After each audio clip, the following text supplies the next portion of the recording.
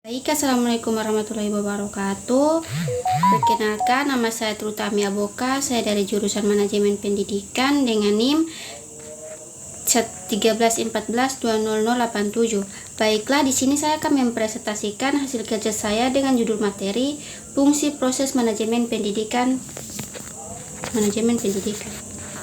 Latar belakang, pendidikan Indonesia menganut konsep pendidikan seumur hidup. Oleh sebab itu, pendidikan menjadi tanggung jawab pemerintah, keluarga, dan masyarakat.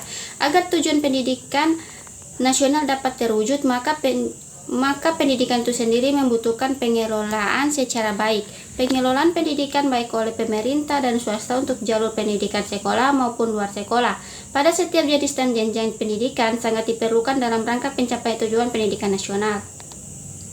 A. Perencanaan atau planning. Perencanaan atau rencana pada dasarnya merupakan tindakan memilih dan menetapkan segala aktivitas dan sumber daya yang akan dilaksanakan dan digunakan di masa yang akan datang untuk mencapai tujuan tertentu. Perencanaan mengacu pada pemikiran dan penentuan apa yang akan dilakukan di masa depan, bagaimana melakukannya, dan apa yang harus disediakan untuk melaksanakan aktivitas tersebut untuk mencapai tujuan secara maksimal.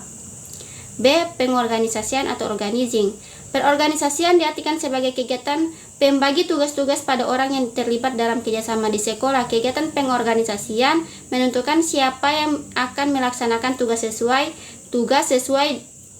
prinsip pengorganisasian, sehingga pengorganisasian dapat disebut sebagai keseluruhan proses memilih orang-orang serta mengalokasikannya sarana dan prasarana untuk menunjang tugas orang-orang itu dalam organisasi dan mengatur mekanisme kerjanya sehingga dapat menjamin pencapaian tujuan. C. Penyusunan pegawai atau staffing. Seperti fungsi-fungsi manajemen lainnya, staffing juga merupakan fungsi yang tidak kalah pentingnya tetapi agak berbeda dengan fungsi lainnya. Penekanan dari fungsi ini lebih difokuskan pada sumber daya yang akan melakukan kegiatan yang telah direncanakan dan diorganisasikan secara jelas pada fungsi perencanaan dan pengorganisasian. D. Pengarahan atau directing. Pengarahan adalah penjelasan, petunjuk, serta pertimbangan dan bimbingan terdapat para petugas yang terlibat, baik secara struktural maupun fungsional, agar pelaksanaan tugas dapat berjalan dengan lancar. Dengan pengarahan staf yang telah diangkat dan dipercayakan melaksanakan tugas di bidangnya masing-masing, tidak menyimpan dan garis program yang telah ditentukan. E. Koordinasi atau coordinating. Pengkoordinating merupakan suatu aktivitas manajer bahwa orang-orang yang telah terlibat organisasi ke dalam suasana kerjasama yang harmonis. Dengan adanya pengorganisasian dapat dihindari kemungkinan terjadinya persaingan yang tidak sehat dan kesimpang siuran di dalam bertindak antara orang-orang yang terlibat dalam mencapai tujuan organisasi.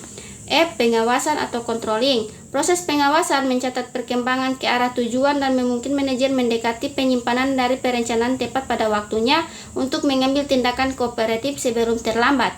Melalui pengawasan yang efektif, roda organisasi implementasi rencana, kebijakan dan upaya pengendalian mutu dapat dilaksanakan dengan baik.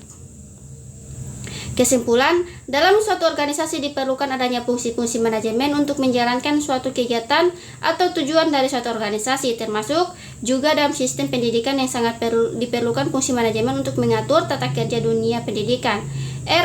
Adapun fungsi-fungsi manajemen yang diperencanakan dalam mengambil keputusan, pengorganisasian, pengaturan, koordinasi, kepemimpinan, komunikasi, pengawasan, dan fungsi-fungsi manajemen tersebutlah yang akan membantu organisasi dalam mencapai tujuan. Jalannya fungsi-fungsi manajemen dengan baik dalam organisasi menjadikan organisasi tersebut mengalami kemajuan dalam mencapai sasaran dan tujuan. Baik, itu saja materi dari saya. Apabila ada kesalahan saya mohon maaf. Wassalamualaikum warahmatullahi wabarakatuh.